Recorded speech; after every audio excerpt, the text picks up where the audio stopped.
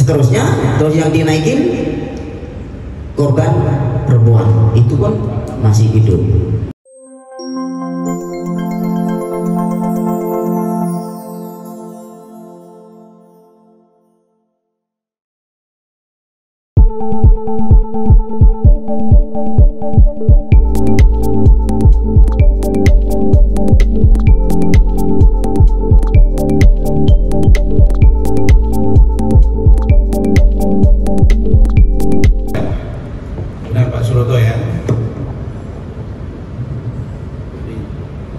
Ini benar Pak Suroto ya Pak? Tolong dijawab. Betul Pak. Nah, jadi jangan nanti ada persepsi ini Suroto yang lain.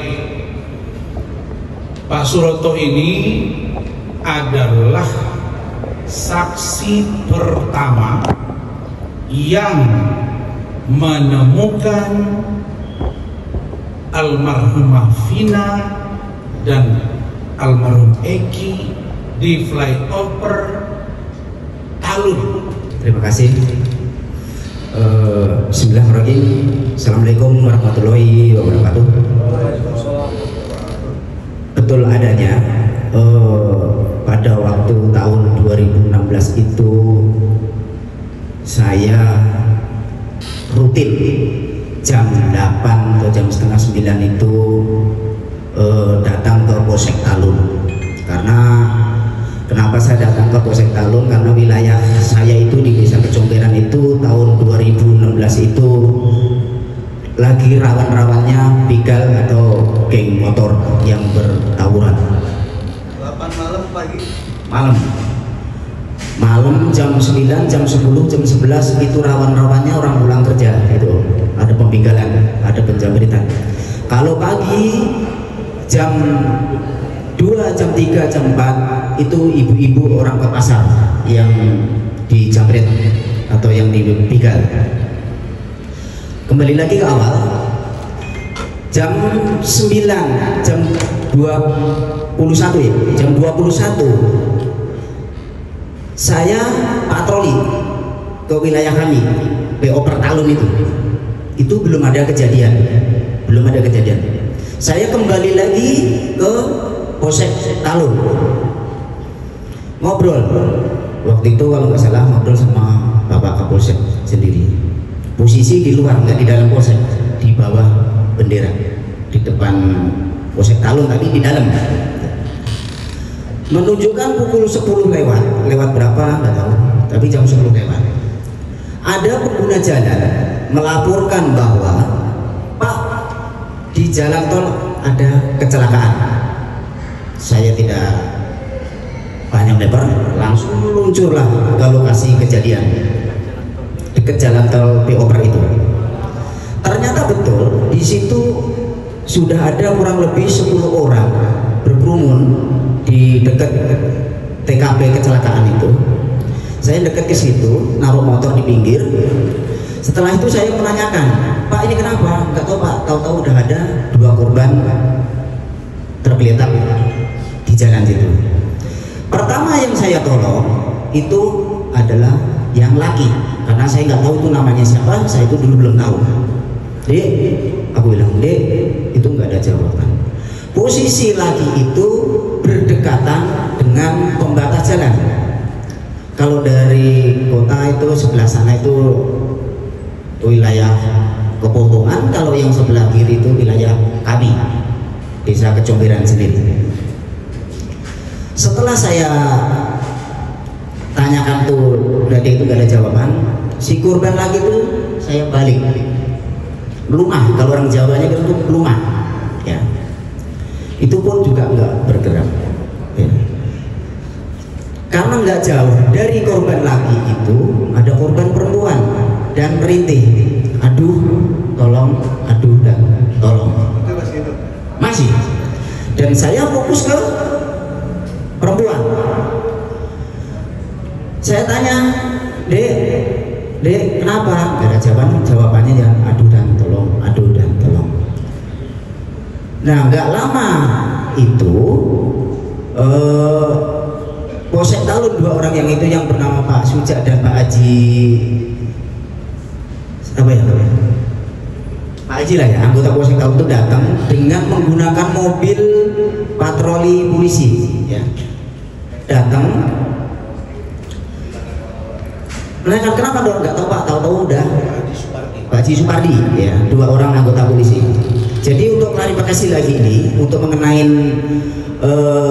Pak Susno, ya, mengenai Pak Susno yang membicarakan bahwa saya datang dengan polisi itu tidak, ya. Saya datang duluan. Ya, saya datang duluan. Pak Susno Haji maksudnya kan? Iya. Saya datang duluan, bukan bareng dengan anggota polisi 2 orang itu. Ya. Setelah polisi datang, saya tanya, Pak, mobil rangernya kemana? Aduh Pak Mandor, mobil rangernya lagi operasi di Polsek Meru, di Sumber. Aduh, gimana? Apa cari mobil lain aja? Kalau dimasukin ke mobil patroli itu nggak mungkin. Nah, nggak lama mobil Ranger itu datang.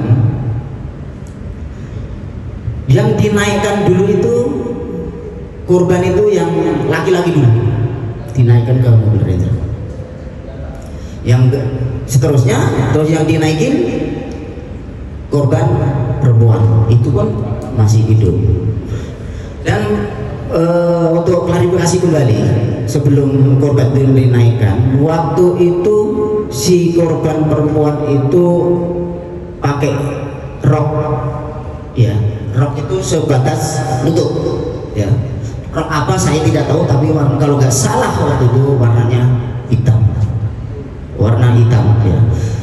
Dan yang saya lihat dengan Pak Haji Supardi, karena di situ tuh jam 10 lewat itu tuh banyak pengguna jalan yang dari kabupaten kerja di kota itu waktunya pulang, ya. Itu pun banyak juga pengen lihat apakah itu saudara atau kenal barangkali, ya. Itu celananya si korban itu tidak sesuai kayak kita pakai semestinya, ya. Dan waktu itu saya datang ke situ tuh jaket tuh emang udah ada di sampingnya dia, udah tertutup ke korban. Karena korban itu merintih, kakinya bergerak terus, dan tangannya merintih bergerak terus. Jaket itu saya betulin lagi, saya tutupin kembali, dan roknya itu saya kembalikan, saya tutupin lagi biar, mohon maaf, kepalanya biar nggak terlihat. Dan kembali lagi, dan terima kasih ke mobil Ranger datang.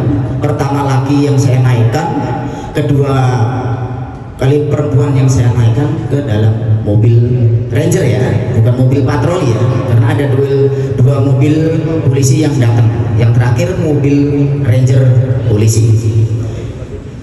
Setelah itu 2 korban itu dibawalah ke rumah sakit Gunung Jati, ya, dibawa ke rumah sakit Gunung Jati, dan di sananya saya sendiri juga tidak masuk karena posisi waktu itu hujan, nggak deres, tapi kalau orang Jawa bilang kerep, tapi saya basah kuyup juga waktu itu. Dan itulah yang saya tolong, saya katakan di mass media ini yang sebenarnya. Dan saya setelah memberikan kesaksian pertemuan itu, banyaklah saksi-saksi yang muncul berbeda, bertentangan dengan saya, ya. Tapi saya nggak ciut, nggak takut, dan apa yang saya tolong 2016 itu apa adanya, tidak ada berkepentingan, tidak ada untungnya. Karena saya 2013 sampai sekarang ini menjabat mandor polisi desa atau Kasipem, jabatan sekarang, ya. Kasipem tuh banyak sekali, nggak terhitung menolongin masalah kecelakaan laka lantas. Tapi sekarang informasi ini korban kecelakaan yang di wilayah saya ini, informasi adalah pembunuhan, apa kecelakaan itu bikin keder. Tapi menurut saya pribadi, posisi di jalan tol BO Pertalun itu posisinya nanjak, beda kayak jalan latar atau turun. Apakah segitu parahnya kalau itu dibilang kecelakaan lantas?